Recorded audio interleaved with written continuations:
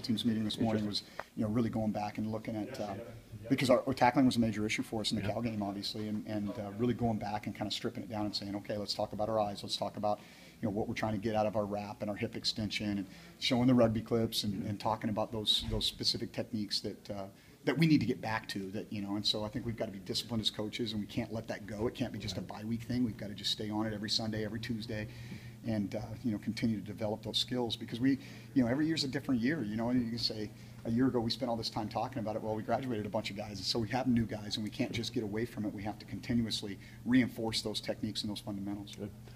Is there a ballpark number for missed tackles? And that's going to go up, obviously, when you defend 92 plays. Yeah, but well, we had 30 is what we 30? ended up with, which is a high number for us, and so we were very disappointed in that. And a lot of it had to do was really where we were targeting. We were targeting too high, and that's a huge part of the rugby concept, is lowering our target level, taking the engine of the ball carrier away, which is his legs, and doing a better job of wrapping up. Are there any drills in particular that you think help reinforce that better than others?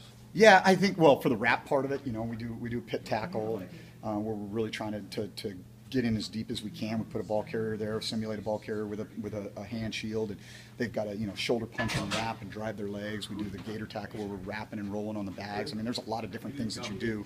We try to look at each week, okay, what were our missed tackles? What were the issues with these missed tackles? And then how can we replicate those in drill work? And sometimes you're almost even inventing a drill that tries to simulate what happened in the game. But I think that's really important, is that you look at, you're not just doing drills because they're drills. You're going, okay, we had 2-foot takeoffs in these situations. How do we reinforce not getting that? We lost leverage on the ball carrier in this situation. How do we simulate that so that we can maintain our leverage and own our leverage a little bit better? And I know those are technical things, but yes, we definitely look at the specific tackles that we missed and try to replicate those in drills. Is part of that, this is a 6'2", 230-pound ball carrier? I mean, there's no question, but that doesn't change the fact that there's always a mechanism for getting them on the ground. And so if I'm a 175-pound DB, well, obviously I'm knife tackling, or I'm going a lot lower to be able to get into that wrap, because even at the thigh level, he may be a massive guy for a guy who's a little bit undersized. And so I think that was our big issue, is targeting too high and not doing a good enough job of wrapping up.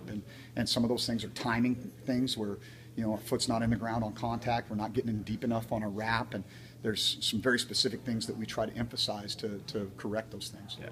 And did you get cleared up at all on the sky kick? Yeah, fair so catch deal? we've always had kind of our front line guys, because on the approach on the kicker, you may not be able to tell on a squib, but our front line guys are usually locked into the laces or the approach of the kicker, and a lot of times on the approach of the kicker, when they sky kick, they'll kind of bottom out a little bit and slow their approach. And so our front line guys may be the first ones to see it, and so they'll start alerting, hey, it's going to be a sky kick. So if we haven't already rotated up, that we're in position to field the ball. And so the ruling is any member of the kicking team that simulates a fair catch signal, the ball's dead. Well, we've just got to coach those guys better on the mechanics. I mean, I haven't really felt like, 2 hands up was necessarily a fair catch signal, but they interpreted it that way, and we got the ruling on it, and we'll correct that and coach those guys differently in the future. Yeah.